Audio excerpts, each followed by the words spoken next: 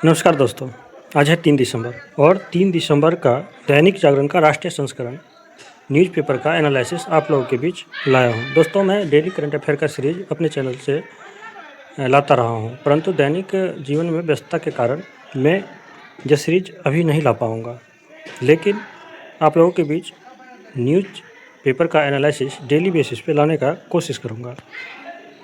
दोस्तों, आज का पहला मुख्य पॉइंट है इसमें कि इंदौर में जानलेवा लापरवाही से 15 लोगों की मौत के बाद जागा तंत्र। दोस्तों, क्या हुआ है कि इंदौर, जिसे कि भारत का सबसे स्वच्छ शहर कहा जाता है, जो 8 बार सबसे स्वच्छ शहर की प्राइज जीत चुका है, इस शहर में दूषित पानी पीने से लोगों की मौत हो गई है और लोग मजबूरी में दूषित पानी पी रहे हैं। हाल ही में 15 लोगों की मौत हुई है और अब 15 लोगों की मौत के बाद इंदौर शहर में लोग सड़क पर उतर आए हैं, लेकिन सरकार अपने रिपोर्ट में 4 लोगों की मौत की चर्चा की है, जबकि जो महाधिवक्ता होता है उन्होंने 8 लोगों की मौत की बात की है। तो अदालत इस पे फटकार लगाया और अदालत ने सरकार को बोला कि तुरंत लोगों को साफ पानी पीने की सुविधा उपलब्ध करा दिया जाए। दोस्तों, यह न्यूज़ इसलिए इम्पोर्टेंट है कि पानी भारत में मुफ्त में उपलब्ध हो जाती है और लोग इसकी महत्ता को नहीं समझ रही है। अब या तो पानी की स्तर जो है नीचे जा रही है या पानी दूषित हो रहा है और लोगों को ना चाहते हुए भी यह पानी काफ़ी बीमारी लेके आ रही है और लोगों को बीमार कर रही है। इसीलिए पानी को बचा के रखें, उसे स्वच्छ रखें, ये हम सभी नागरिकों का कर्तव्य है। नेक्स्ट पॉइंट है, कर्नाटक में अभी एक सर्वे किया गया। यह सर्वे NGO द्वारा किया गया है। इसमें 91% लोगों ने 2024 में हुए लोकसभा चुनाव को निष्पक्ष बताया है, लेकिन कांग्रेस बोल रहा है कि NGO ने सही से यह जो है सर्वेक्षण नहीं किया है, लेकिन वहाँ का अधिकतर मतदाता माने हैं कि यह चुनाव स्वतंत्र एवं निष्पक्ष हुआ है। आपको पता है कि पिछले 1.5 साल से चुनाव के दौरान वोट चोरी के मुद्दे कांग्रेस उठाते आया है। इसी को देखते हुए यह सर्वेक्षण कराया गया। नेक्स्ट पॉइंट है, S जयशंकर ने बोले कि बुरे पड़ोसियों से अपने नागरिक को बचाने के लिए जो करना होगा भारत वो करेगा। विदेश मंत्री बोले कि आप आतंकवाद जारी रखते हुए पानी साझा करने के लिए नहीं कह सकते हैं। आतंकवाद से बचाव के अधिकार का करेंगे प्रयोग, इस बारे में कोई भारत का निर्देश नहीं दिया जा सकता। दोस्तों, आपको पता होगा कि गंगा जल जो है वो भारत के पश्चिम बंगाल से होते हुए बांग्लादेश में जाती है और अब बांग्लादेश द्वारा उस गंगा जल को बांग्लादेश में आने के लिए भारत सरकार से मांग की गई है, जिस पे भारत सरकार जो है साफ मना कर दी गई।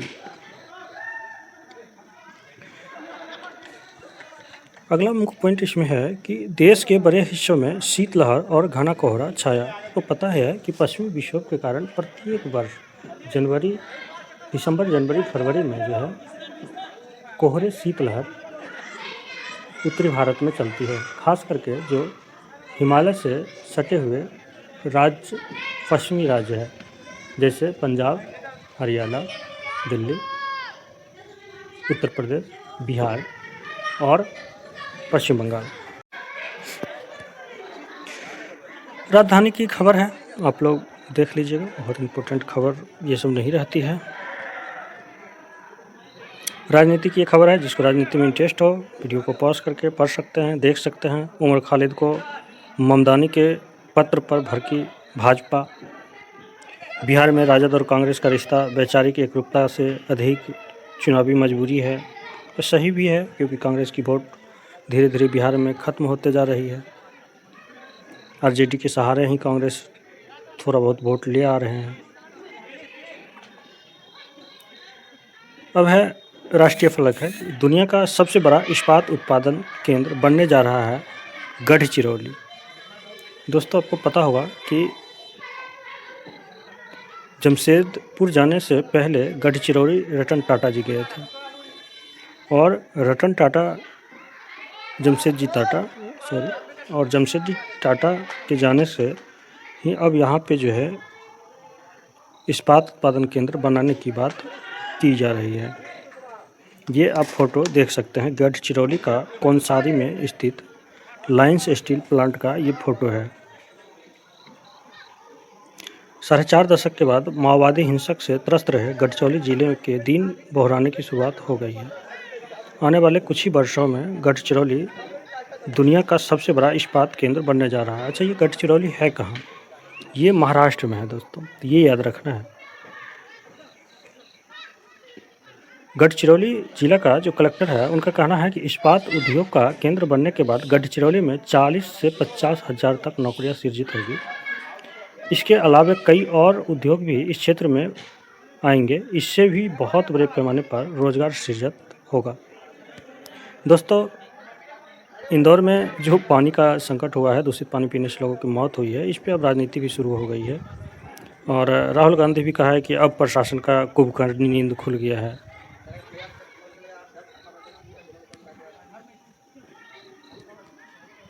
दोस्तों, अगला पॉइंट है कि हेल्थ स्टार्टअप और नवाचार के स्वास्थ्य पर ध्यान रखेगा AI क्लिनिक।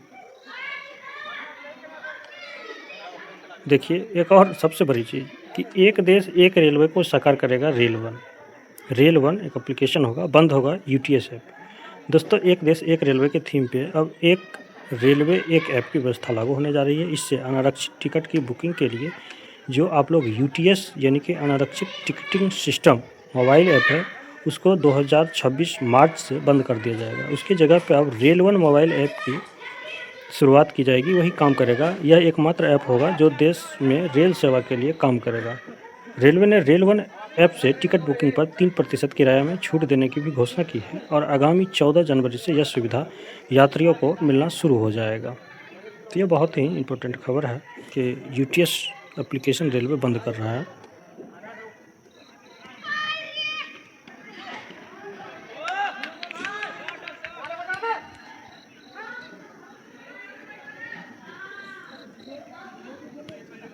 दोस्तों, यह सभी जो भी है उसको आप लोग देख सकते हैं, बहुत इम्पोर्टेंट खबर नहीं लगती है, इसीलिए मैं आप लोगों को इस खबर का एनालिसिस नहीं कर रहा हूँ। अब आज का एडिटोरियल पेज क्या है? पूर्वोत्तर भारत की पीड़ा समझे। दोस्तों, तरुण विजय यह समय हर परिस्थिति में पूर्वोत्तर की लोगों के साथ खड़े होने का है। यहाँ के लोगों को अपनेपन का एहसास कराना राष्ट्रीय कर्तव्य होना चाहिए। और इनका तरुण विजय का ही लेख है।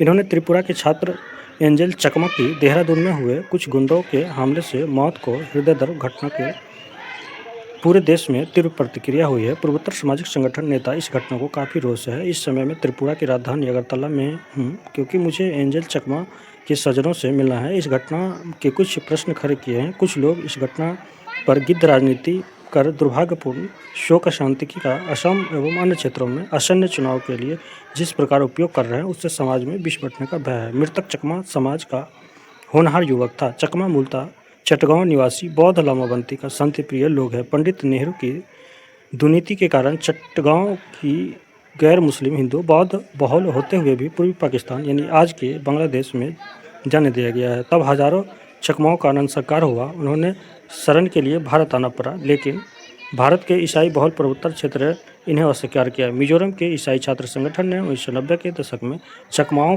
के घर जलाए और उन्हें त्रिपुरा सीमा के पार धकेल दिया। अब चकमाओं को राष्ट्रीय स्वयंसेवक संघ ने सैकड़ों ट्रक राहत सामग्री भेजी थी। आज जो लोग एंजल चकमा की हत्या का राजनीतिक रूप दे रहे हैं, उन्होंने अभी चकमाओं की विपत्ति समस्या का सहायता नहीं की है। चकमा लोग पूरे भारत में मात्र 5.5 लाख है और मुक्ता मिजोरम, असम, मेघालय, अरुणाचल प्रदेश, त्रिपुरा, पश्चिम बंगाल में रह रहे हैं। यहाँ के वे ईसाई बहुल राज्य में हैं, वहाँ उनके साथ भेदभाव होता है। उनके क्षेत्रों में सड़कें नहीं हैं, स्कूल में अध्यापक नहीं है। चकमा गाँव के नाम पर भी बदले गए हैं, इसलिए वे शिक्षा हेतु अपने बच्चे को देहरादून, दिल्ली, बेंगलोर आदि शहर में भेजने को विवश है। पूर्वोत्तर भारत का सबसे मनोरम प्राकृतिक सुषमा से युक्त वीरों और प्रज्ञावान युवाओं के क्षेत्र में, जिसको राम मनोहर लोहिया ने यत्र प्रवेश कहा यक्ष प्रवेश कहा था। 8 प्रदेशों की 5000 किलोमीटर सीमाएं चीन, तिब्बत, म्यांमार, बांग्लादेश, भूटान और नेपाल की सीमा मिलती है। सर्वाधिक संख्या में प्रतिबंधित संगठन पूर्वोत्तर राज्यों में सक्रिय है। मोदी शासन में आने से पूर्व यहाँ असम के अलावा अन्य राज्यों में रेल, हवाई अड्डे नामालूम थे। 24-25 के बजट में पूर्वोत्तर विकास मंत्रालय बजट में 74.7% बढ़ाया गया है। 14-15 की तुलना में मोदी शासन पूर्वोत्तर के लिए कुल बजट 179% बढ़ा दिया गया था। हवाई अड्डे, राजमार्ग, ईटानगर दिल्ली राजधानी एक्सप्रेसवे, बेहतर शिक्षा एवं खेल सुविधा, इन सब का अंतर्राष्ट्रीय विस्तार हुआ है। इससे भारत के शत्रु तत्व के बौखलाए हुए हैं। पूर्वोत्तर में भारत के अलग करने के लिए षड्यंत्रकारी योजना ब्रिटिश काल की क्राउन कॉलोनी के नाम पर चली। ब्रिटिश काल में ही सरदुल्लाह के नेतृत्व में असम की मुस्लिम लीग ने अपील जारी की।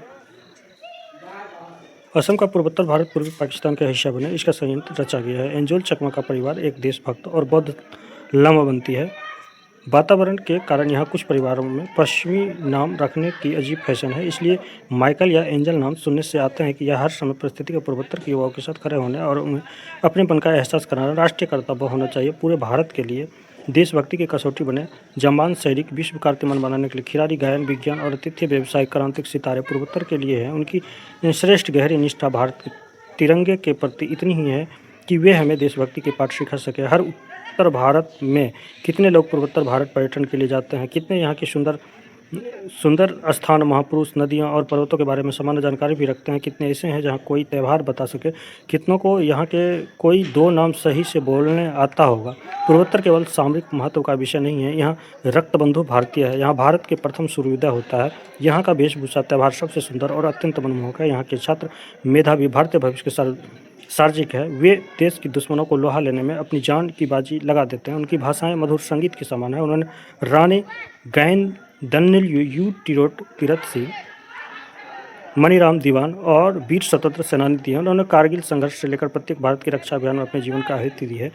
वे चिक्की मेमो नहीं, भारत माता के मुकुटमणि है जो नूतन भारत निर्माता है। उनके प्रति आत्मीयता का भाव जगे, इसलिए सभी राज्यों के विद्यालयों में पूर्वोत्तर भारत परिचय पाठ्यक्रम होना चाहिए। यहाँ के पूर्वोत्तर भारत के छात्र बड़ी संख्या में वहाँ पुलिस के पृथक पूर्वोत्तर प्रकोष्ठ बने, जिससे पूर्वोत्तर से जुड़े कोई अधिकारी प्रमुख हुए एवं पुलिस तथा प्रशासनिक अधिकारी को पूर्वोत्तर की समन्वयक जानकारी देने के अभ्यास वर्ग बने।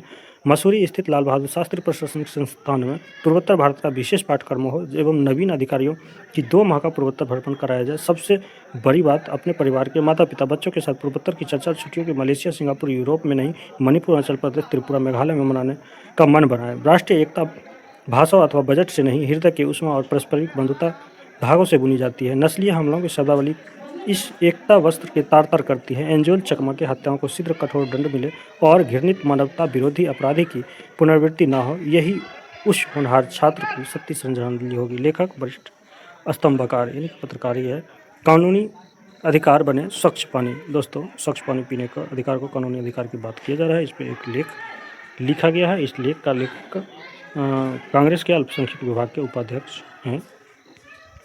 गंभीर समस्या बनती है साइबर ठगी। साइबर ठगी आजकल बढ़ रही है और ये एक गंभीर समस्या बनते जा रही है। आप लोग इसे पढ़ सकते हैं। ये बीपीएससी यूपीएससी के जो करंट अफेयर होती है या फिर जो आप ऐसे लिखते हैं उसमें आप कोट कर सकते हैं इसको, तो बहुत ही अच्छे हो सकता है। टाइम अधिक होने के कारण मैं इसे पढ़ के नहीं सुना सकता हूँ।